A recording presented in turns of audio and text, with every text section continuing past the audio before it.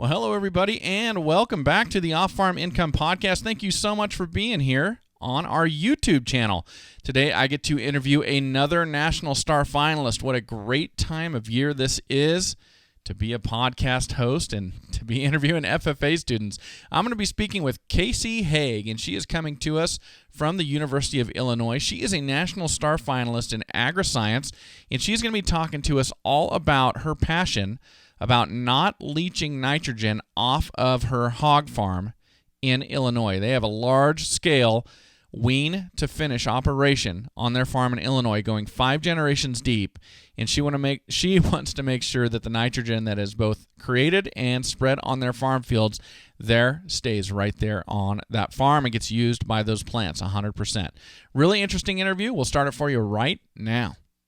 Joining me today is Kacie Haag, and she is a star finalist in 2019 in the category of agri-science. She's also a former chapter vice president at Tri-Point High School in Cullman, Illinois, and she's currently a senior at the University of Illinois, where she is majoring in ag leadership education as well as communication, with an emphasis so long, I'm not even going to try and say it. So, Kacie, welcome to the show. Thank you so much for coming on. Thank you for having me. You bet. My pleasure to speak with you. Very exciting time. And in this episode, it's coming out on the first day of the convention on October 30th. So I don't know if you're going to be able to listen to this for a few days until after it's out. Yeah, I think it's going to be a pretty hectic week, but I'm excited, and I can't wait to start it. Well, that's going to be a lot of fun. I really appreciate you coming on and being willing to share some of your time with us, because I know it's a busy time of year for any star nominee. I've got to ask you to tell our audience what this emphasis in your major is. I couldn't write it all down. So I think, the major right, what you'll be getting your degree in, but what is the emphasis again? So it's a concentration in organizational and community leadership, and I'm also getting a minor in crop sciences. Wow, okay. So to the untrained ear, that sounds like it's broad, but I bet you've got a plan for that. Yes, I want to teach about agriculture. I love ag literacy, and I think everyone needs to know where their food comes from, and they don't think that it just comes from the grocery store. So I hope I can teach more people about it and educate consumers. And do you want to teach in the classroom, or do you have something different than that in mind? I'm thinking more of a farm bureau or an extension job where it's out of the classroom, but I would be visiting classes from time to time. Got it. So if you're thinking extension, does that mean that you'll be staying on to get a master's degree? I'm not sure. Right now, I'd love to get into the workforce and see what I can do, and then maybe decide from there. Okay, very cool. Well, I kind of jumped in already, but I wanted to talk about that because it's such an interesting bundle of things that you're going to have on your transcript and on your diploma. I wanted to explain that. How old are you now, Kacie? I'm currently 21. Okay. Well, let's talk about your life away from school for a moment. So when you're not at school, when you're at home, are you on a farm? Are you in town, or something kind of in between? I am actually from a farm. We have about 9,000 head of swine. At any given point on the farm, we are wean to finish. Wean to finish. Wow. Yeah. Okay, so you don't have any sows on the farm. You're bringing weaners in and finishing them all out. Yes, exactly. Okay. Wow. Interesting. So now, is this something that your family has been involved in for a long time, or is this relatively new? I mean, how long has this been going on? I am actually the 5th generation on Haig farms, and so, it's been going on for a little bit, I'd say. All right. And has it been pigs the entire time? Yes. Wow, really interesting. Okay, so let's talk about the family farm and the family business for a minute. So is this the type of thing, are these all your own pigs, or is this done on a contract for another company? So these are technically our pigs. We buy them from a farrowing facility, and then we finish them out. Got it. And then do you grow your own feed for them, or do you purchase that feed? Yes, we grow our own corn for them, and then all of the other ingredients like distillers and stuff like that we buy. Very interesting. Wow, that is a lot of pigs. So that's 9,000 per year or 9,000 at any one time? I think you said that, but I missed it. At any given time, yeah, we get 3,000 weaned pigs at, I think it's every 12 weeks. So then as those the other ones are finishing out, as they keep growing, we get more in. So there's usually about 9,000 on the farm at any given time. You know, what's interesting about talking to you about this is I really enjoy pigs. When I was in college, I worked in the pig barn. I liked that while I was getting my animal science degree. And we have pigs here on my small farm in Idaho, but Idaho is such a non-pig state. We don't even have an extension specialist. At least last I checked, we don't have a swine extension specialist. And for me to go out and find weaners, it is not easy. And you're getting 3,000 every 3 months. Is that what you said? Yes. Wow. Yeah. That is amazing to me. Well, that's the difference between the Midwest and the Intermountain West, I think, right there. Exactly. Very interesting. Well, now, how long have you been involved with the FFA? So I started my freshman year of high school. Our school did not have 8th grade FFA, but I would have for sure done that if it was an option. So I started my freshman year. I have 2 older siblings who were both involved with FFA, and so I would go to a few events when I was too young to be in it myself, but I've always loved it. And was it right? I mean, did you know that you wanted to go out and teach people about agriculture when you first began, or is that something that has developed over time? You know, I knew from a very early age that I wanted to be in the agriculture industry. This is where my passion is, and I've never wanted to leave. But it wasn't until probably the middle of high school when I realized that I actually wanted to teach agriculture. Okay, interesting. Now, you were an officer for 3 of those 4 years, is that right? Yes. Okay. Ultimately culminating with you being chapter vice president. Why did you want to become a chapter officer? I think it was important to not only be a leader for the younger members, but also to be a part of a group that was responsible for some of the activities that we were putting on and really stepping out of the box and seeing what our chapter could do. What were some of those things that you did while you were on the officer team that, you know, where you kind of got outside the box? My favorite event every year was the Goodwill Feast, where every student, if they brought in a certain amount of canned food items or a donation, they got to enjoy this Goodwill Feast where we'd have it's kind of a potluck-style dinner where anything from turkey to mashed potatoes to salads of all sorts. And then all of the pantry items would go to our local food pantry. So we were helping ourselves and also helping the needy. Very cool. Well, that sounds, I don't know, I haven't had lunch yet. That sounds pretty good right now. Very cool. Well, I know you probably had some great advisors or an advisor behind you there at your chapter. Can you let us know who those folks were for you? Yeah, my only advisor was Diana Lushin. And she was a huge part of my FFA career. I know I wouldn't be here without her, so my hat's off to her. All right. Well, thank you for acknowledging her. I'm going to take a quick second, Kacie, and acknowledge a great sponsor we've got of our show, somebody who supports what we do here. And everybody, that is Powder River Livestock Handling Equipment. For all of your large livestock handling needs, they make quality equipment that is second to none. I have toured their factory down in Utah and seen exactly how they put all this together. I've seen how they do the welds, how they do the powder coating. Fantastic what they've put together. I use Powder River on my farm for my cattle, and you should as well. Please make sure you let your farm and ranch retailer know that you'd like to see that green livestock handling equipment out in their yard that says Powder River on it, and drop a line to Powder River and let them know that Matt Breckwald from the Off Farm Income Podcast sent you to them, everybody. That's powderriver.com. All right, Kacie, thank you for letting me do that. Yeah, no problem. Okay. Well, let's talk about your supervised agricultural experience. I want to know what you did for 4 years for your SAE. Oh, well, you better have some time. It's pretty intertwining and complicated, but I'd love to share a little bit about it. Okay. So I have 4 different projects that all intertwine together that help with the farm's nitrogen usage.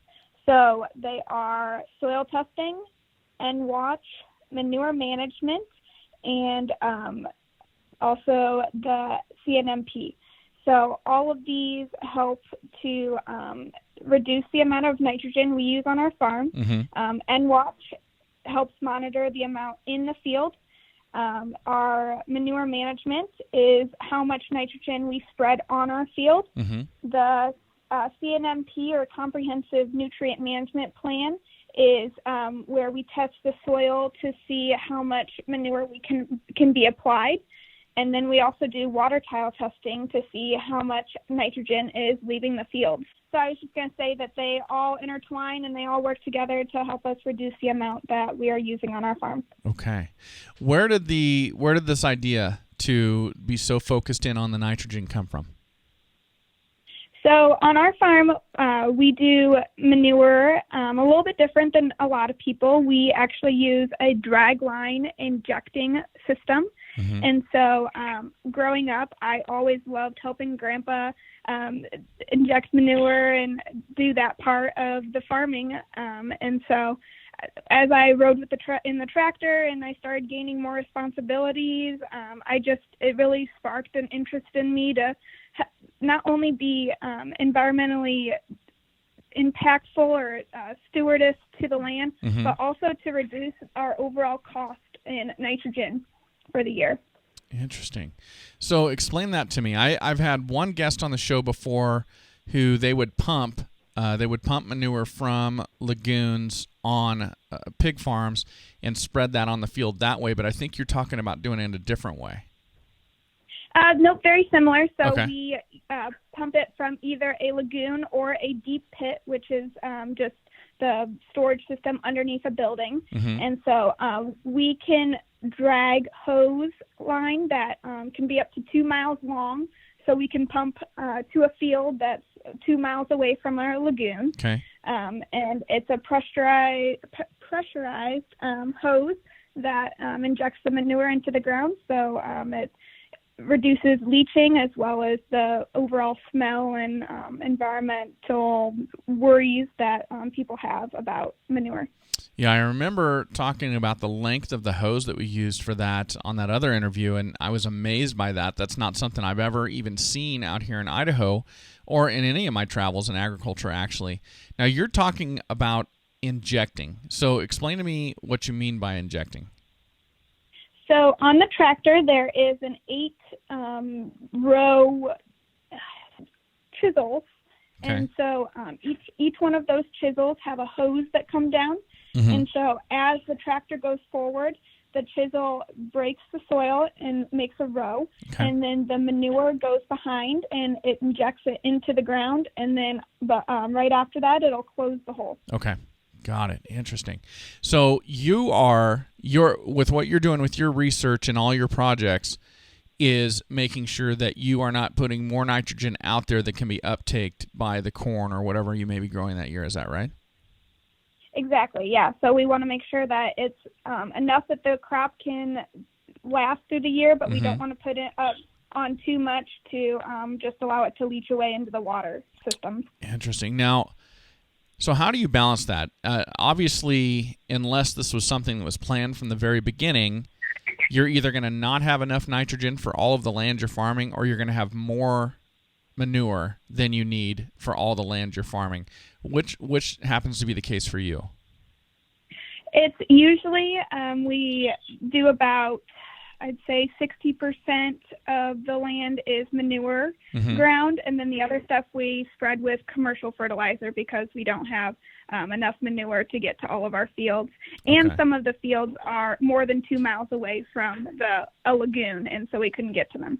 Okay, interesting. So you're in a position where you're able to use 100% of the manure generated on your farm, but still not have 100% coverage in your farm ground. So you do not have a problem with manure that you need to dispose of then, it sounds like. No, yeah, we use 100% of it. Okay. So that sounds like a great position to be in. And it almost sounds like it would be worth it if you had an excess of manure to find more ground, either to lease or to buy, just so you could dispose of it that way. Yeah, that would be great. And even if we could sell it to some of our neighbors, I'm sure they would love it, to pay less for their fertilizer. Yeah, that makes a lot of sense as well. I didn't think of it that way, but yeah, you've got neighbors with fertilizer needs as well. Well, good for you. So the leaching into the water supply, this issue was brought to your attention how?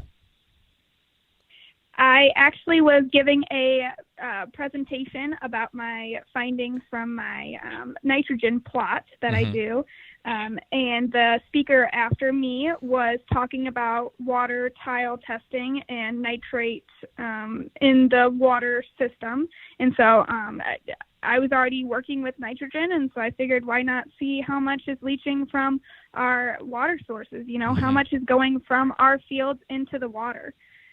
And it's a huge issue right now, especially in the Midwest. With the Mississippi River Basin, we go straight into the Gulf of Mexico. And so if we can reduce the amount of nitrates leaving our farms here, then there's going to be less in the Gulf of Mexico and reduce the hypoxic zone down there. It's so great to have you on for many reasons, but this is just a little bonus reason why it's great to have you on, and that is that if you listen to the news, you hear about what's going on in the Mississippi Gulf, in the Delta, and in the Gulf of Mexico down there, and they attribute it directly to fertilizer use by farmers in the Midwest and the entire drainage of the Mississippi River, going up the Ohio River, going up the Missouri, and all of that. But what you almost never hear on the news is somebody like yourself who says, yeah, I'm aware of it, and I'm fixing it. I'm doing something to make sure that we're not contributing to that. And I think that's sorely needed, because when the news talks about this, a lot of times you don't hear that farmers are actively working on a solution to stop this from happening, but here you are actually doing that. Yeah, I think it's super important. And I think the biggest myth out there is that farmers are spreading fertilizer just willy-nilly. And that's not true, because not only is it not good for the environment, but it's also an extra cost for them. Yeah. So they want to make sure that they're spreading the least amount that they can, but still enough to benefit their crop. So it's a fine line of efficiency and not over-applying. Absolutely. Now, how has this research that you've been doing on your farm and throughout your time in high school FFA, how has that carried over through your college career? I never would have thought that I wanted to work with crop sciences, and now I have a minor in it. When I started for my gen eds, my first 2 years, I had to take a crops class and a soils class. And I was like, I'll get by it, no big deal. But as the teacher started talking about some of the things that I use in my project, it really resonated with me. And I'm like, oh, I know exactly what he's talking about. And everything just kind of clicked together. And it really grew my passion and allowed me to learn more as I go. And that's what kept me going, and I love it. That is great. Well, good for you. And so you're gonna take what you've learned, and you're gonna do exactly what we just got done talking about. You're gonna help other people know and understand what it is that farmers are doing to deal with these problems and to be sustainable, if I was going to use a buzzword. Yeah, exactly. And I hopefully can find a job that's close to the farm. I'd love to keep helping on it, and I want to keep my research going and seeing if I can find better and new ways to reduce the amount of nitrogen on our farm and maybe find some other new technology. That is fantastic. Well, so tell me what it was like to find out that you had been nominated for the award of National Star in Agriscience. Oh, it was truly an honor. I never would have dreamed that I would have gotten this far. So to be named one of the top 4 in the nation was so humbling.